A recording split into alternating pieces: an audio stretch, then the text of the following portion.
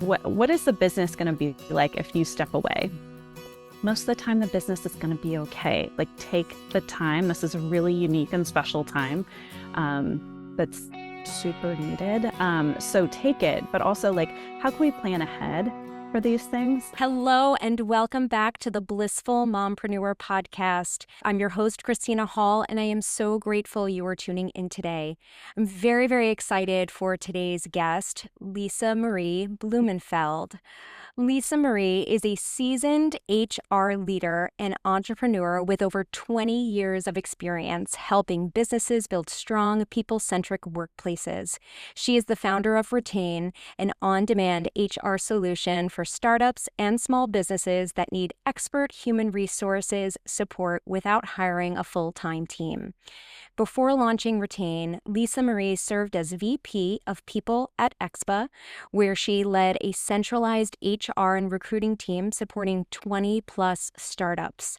Her career spans a diverse range of companies, from fast-growing startups like Lyft, Ninth Decimal, and Aria Systems, to Fortune 500 companies such as PG&E and Blue Shield of California. Lisa-Maree's passion lies in helping early to mid-stage startups navigate the complexities of HR, ensuring they have the right strategies and systems in place to attract, retain, and empower top talent. Through her extensive network of HR professionals, she has built a team that provides the expertise and flexibility startups need to scale successfully. Well, Lisa-Maree, thank you again for coming on today. I'm so happy to have you here. Thank you. I'm very excited to be here. All right. So can you just start by sharing a little bit about your journey in HR and what kind of inspired you to start Retain?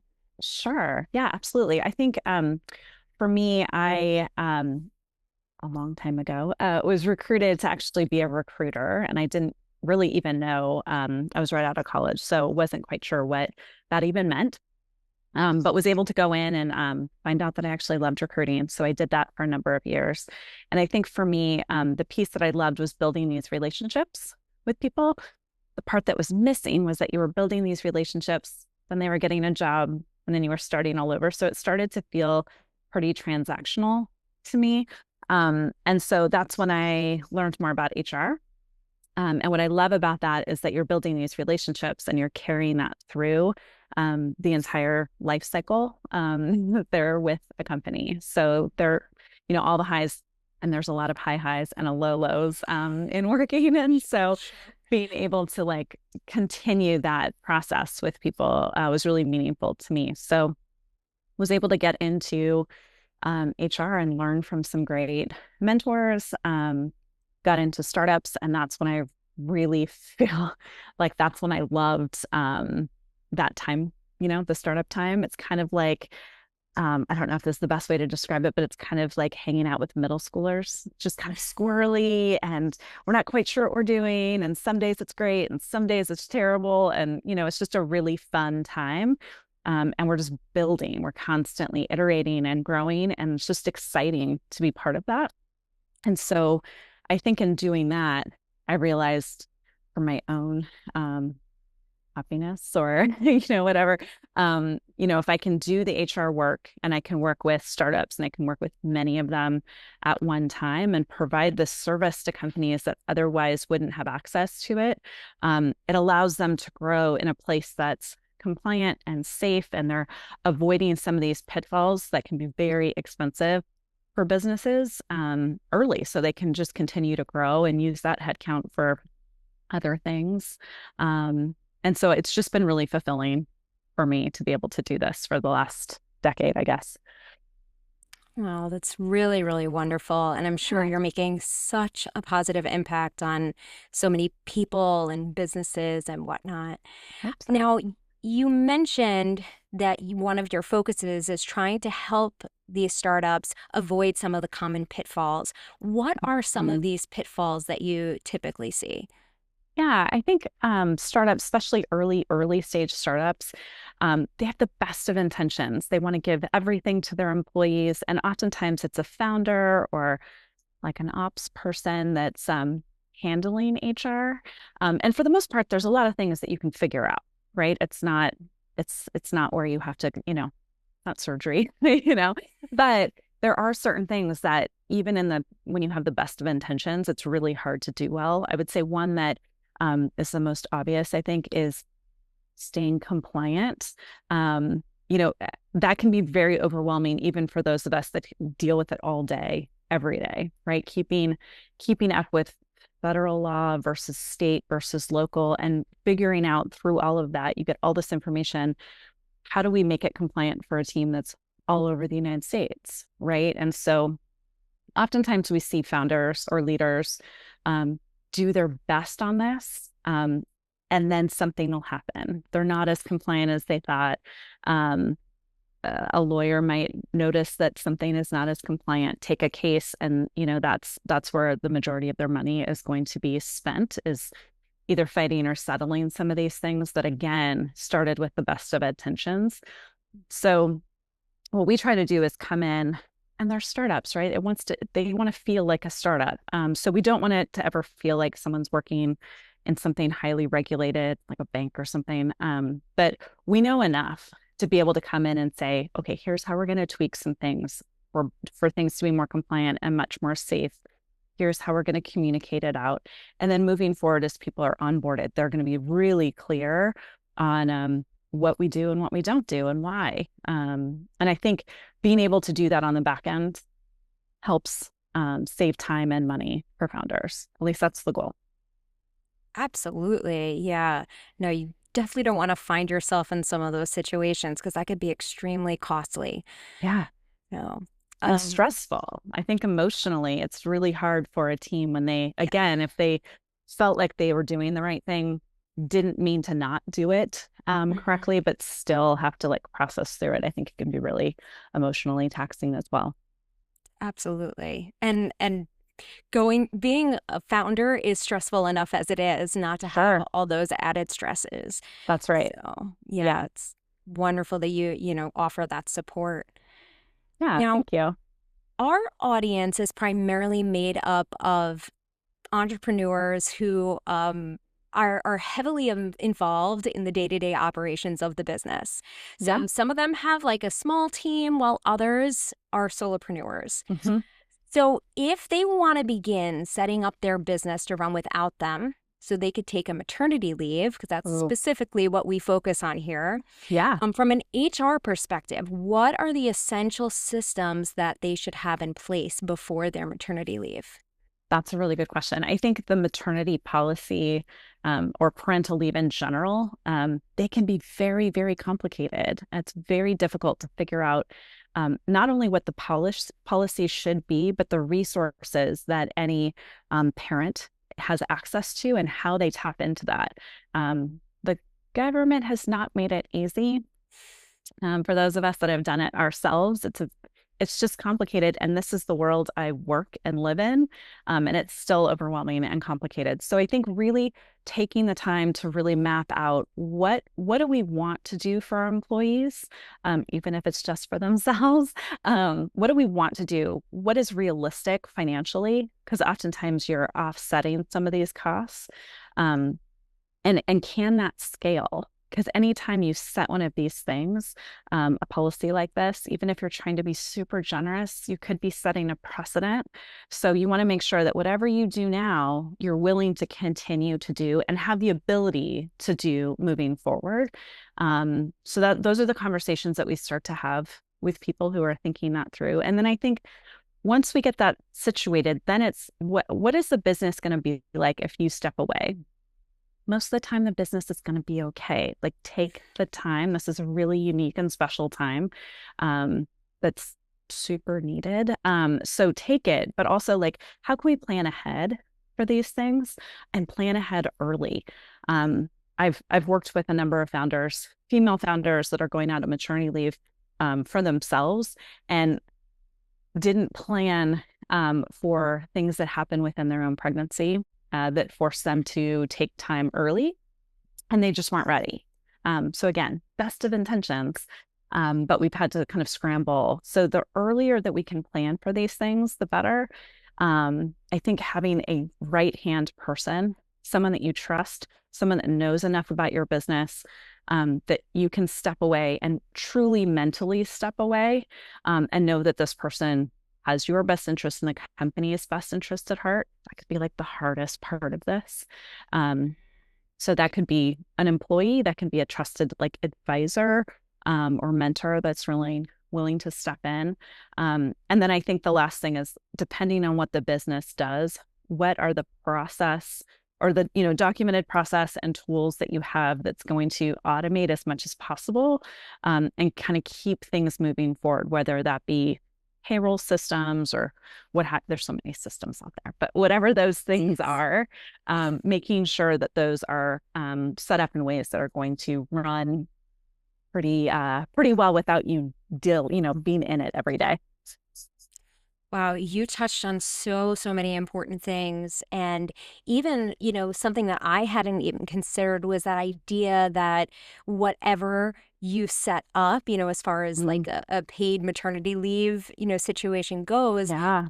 You're setting a precedent. So you want to make sure that's something that you can deliver on, when you start bringing on additional employees, and then maybe they are pregnant and need to take leave. So that's definitely very important to be aware of. Yeah, we've run into some cases, which, I keep coming back to this, the best of intentions, but, it depending on the profile of person who is taking advantage of these plans in all the ways that they should, if you change them later, and it may not seem fair for that. So it's a very easy way for someone to put forth like a discrimination claim or whatever. And again, those can be so costly and so heartbreaking for companies that you just have to be super mindful when you put these things together. Absolutely. And then also all the other systems you mentioned, having like a right-hand person, and then just setting up and automating as much as possible ahead of time. I'm Right. like just huge on that. There's so many tools out there to make that simple for us now. So Yeah, absolutely. now, what should small business owners look for when hiring their first key employees? That's a really good question. I think first and foremost is like, what is actually needed in the business? So if you've been doing it yourself, which that's how I started as well, if you're doing everything yourself, what are the things that need to be handed off to someone, right? And that could either be because of bandwidth, it could be because of interest, or background, right? Like, so for example, for me, when I was starting, something that became, and I knew this beforehand, but something that became painfully apparent to me is that bookkeeping, accounting, that is not my skill set. I was not granted that it has like a strength. So that, was very apparent to me, and it's so critical to a business. So being able to identify that and say, okay, it is important that this be, it needs to go to somewhere else, someone else or a vendor or whatever. So I think just doing a full analysis of like, what are all the things that have to get done? What are the things that I'm passionate about and can move things forward well, myself? And what are the things that are just not my skill sets, or would be super helpful and allow me to scale this faster and better, if I didn't have to do it anymore? And I think once you identify those things, trying to figure out, is this an actual job? Is this a job description? Or can we separate these things out into vendors, like trusted vendors, which a lot of companies do too, because then you're not having the liability of an employee, right? So there's that. And then if it is like a full job description, I think really being clear about what the job is, what the goals are, what's going to identify this whole thing as being successful, and using that to hire the next person. And I think my favorite business quote, and this is where it's going to sound really nerdy, and then I'm going to pivot, is that it's actually from Tina Fey. And in her book, Bossy Pants, she mentions that Lauren Michaels had said, don't hire anyone that you don't want to run into in the halls at 3 a.m. And I use that a lot when I'm working with founders that are hiring, is that there's The job itself, they need to be able to do the job, but you have to be able to work well with someone, especially if they're higher number one or two or, whatever. So keeping that in mind and also giving yourself the grace to wrestle with some of these decisions because they're hard. Yeah. And I'm sure that's where like your organization comes in and can make it a little bit easier, Sure. and probably you could probably bounce the founders can bounce ideas off of you and Sure. whatnot. Absolutely. And we do help with, while we don't focus on recruiting, we do help with that strategy. And sometimes we'll do some of the interviews just from our own experience to say, hey, here are some red flags. Let's consider some of these data points. And so I think to have, like we said before, a trusted resource to be able to even just say, like, what am I doing here? I think is really helpful because being an entrepreneur can feel really lonely sometimes. Right. And you're wrestling with like, did I do that right? Am I doing this next thing right? Like, so just to have someone to talk all of those things out with, I think is helpful. And it's been helpful for me in my own journey with this. So you mentioned hiring red flags. What are some of those hiring red flags? Oh gosh, there's so many. I spent my morning working on kind of an issue tied to this. So I think some of the obvious ones are when someone comes into interview and they spend any amount of that time speaking negatively about a previous company or previous manager or whatever. I think there's ways in which you can communicate why certain positions may not have been the best fit for you. But when someone starts off on a negative foot like that and feels the freedom, for the good or for the bad, but feels the freedom to speak so negatively about a previous experience, for me, that's a really big red flag that they will continue that behavior.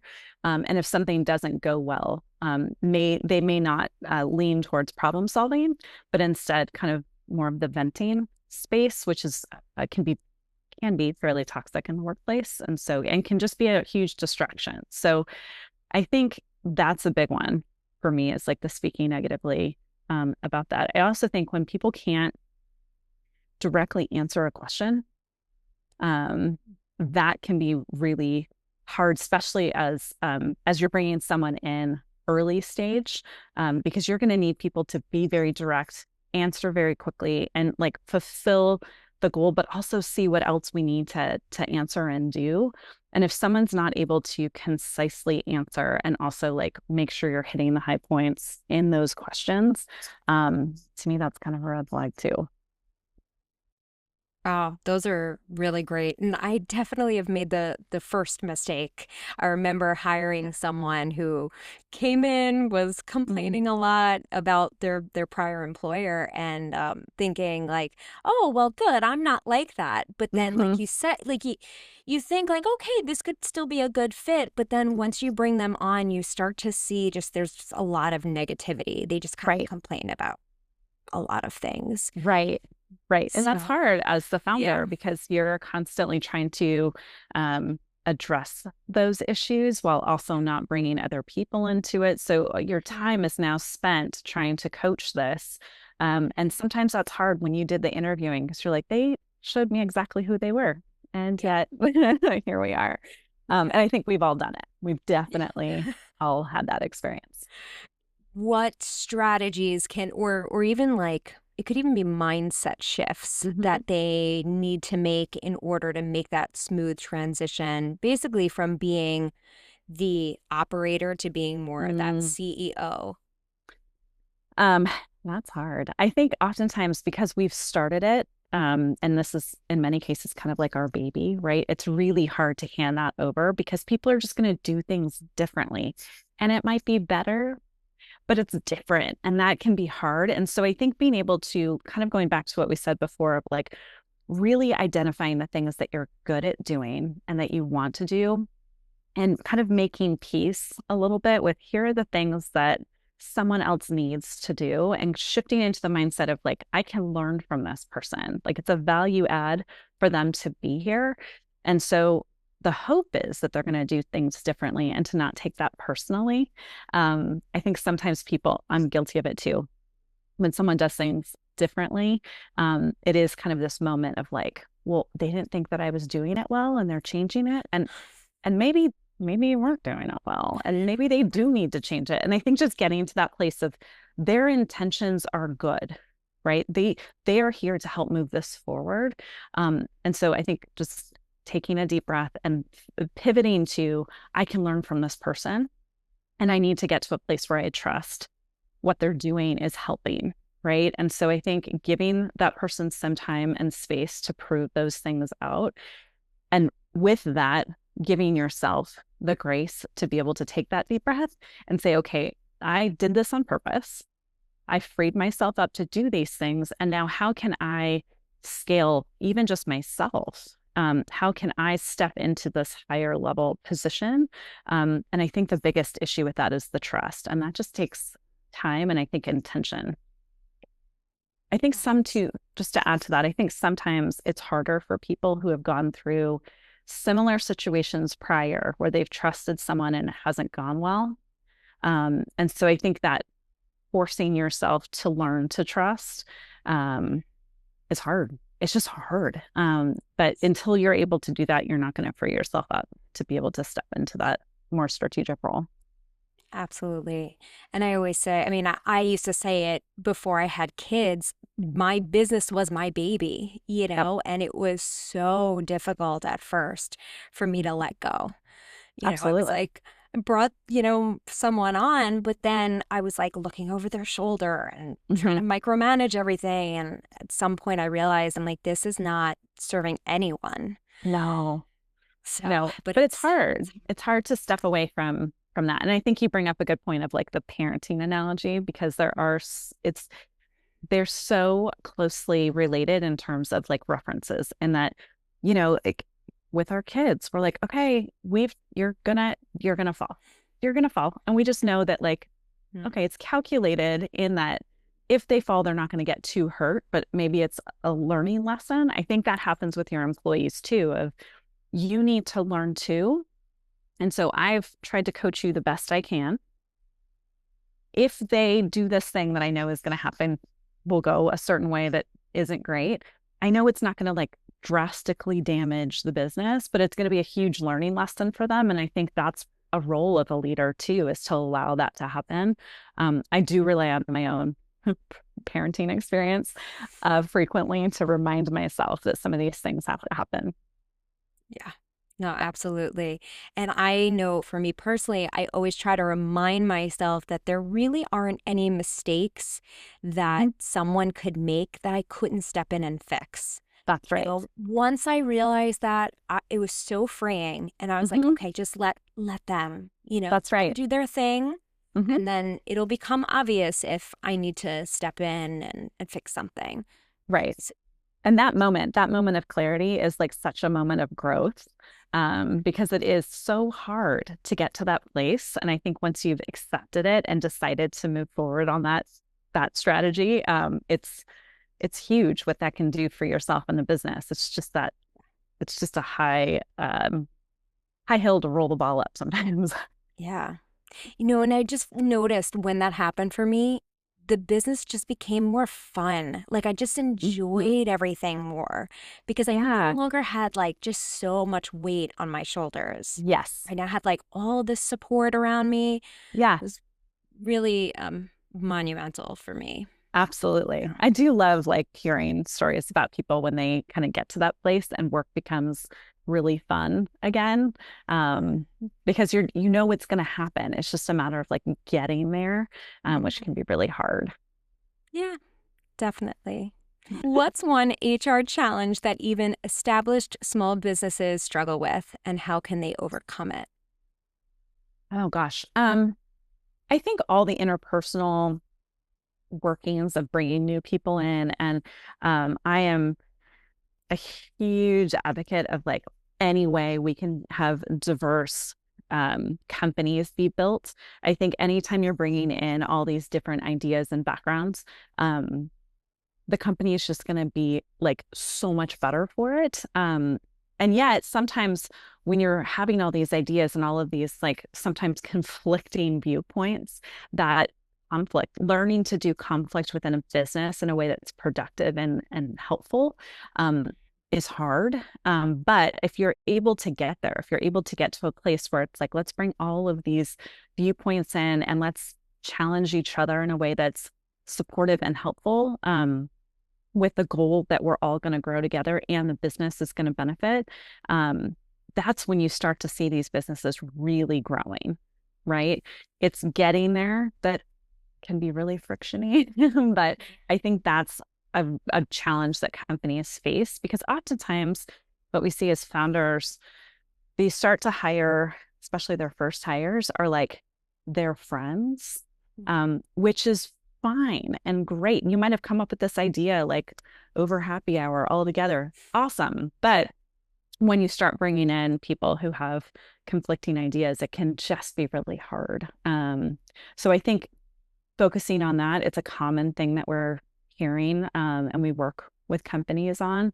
I think the second thing is just once you grow, all of these laws change, right? Like you hit 5 employees and then you're required to do certain things, and you have an employee in San Francisco, and guess what? There's a lot of expectations there now. So I think, again, keeping up with all of those compliance things on the HR side, I think is really kind of can be a big time suck and headache for people. So those are, I would say, just off the top of my head, those are the 2 things that we generally see early. Great. No, those are good to be aware of. Now, you're a mom as well. Mm-hmm. So what is your secret to juggling motherhood with entrepreneurship? I don't know. I don't know if there's I don't know if there's a secret. I have 4. We have 2 in college, 1 in high school, and 1 in junior high. And so I think, and I don't know if this is like a strategy or if it's just in having this many and all of these like different schedules and interests and different, the kids just come out uniquely who they are, and just trying to figure out like how to, especially with like the high schoolers, like, do you want to hang out with me? Can you hang out with me, please? Like, tell me about your day, please. I don't know. I think the juggling piece is it's an everyday thing. I think going back to like the business, as much as I've been able to automate the tools and systems that we use so that I don't have to do the kind of the tedious work all day, that frees up my time to spend on more strategic things. But also, we only get so much time with our kids. I mean, 2 of us are like already out of the house. So, looking at the 2 that are still here day to day, trying to figure out like, how can we look at their schedules? How can we look at ours and really fit those things together as much as possible? And focused on how can I be as present? I am not good at this all the time, but I try to come up with like little things that I can do to be much more present, whether it's like, I don't need to check my email like right before and after dinner. Nothing's going to happen that's so catastrophic that I can just spend time with people around me that are important. And I think as a founder, that's a really hard thing. But I've found it to be helpful. And I think just the mindset of like, we only have a certain chunk of time with these little people. I say that except for they're all taller than me. It's just, it's like a good thing to remind myself of as much as possible. But I'm guilty of all of the negative things too. There's no secret sauce. No, we're all not perfect, and my kids are 2 and 5, so they're super young. But they teach me every day, and my daughter will catch me. If I'm on my phone, like she'll stop me and be like, "Mom, I'm trying to talk to you," and I'm like, "Oh, you're right," and I put it down. And it's hard, but it makes such a difference when we do just unplug and we're present with them. That's right. Yeah.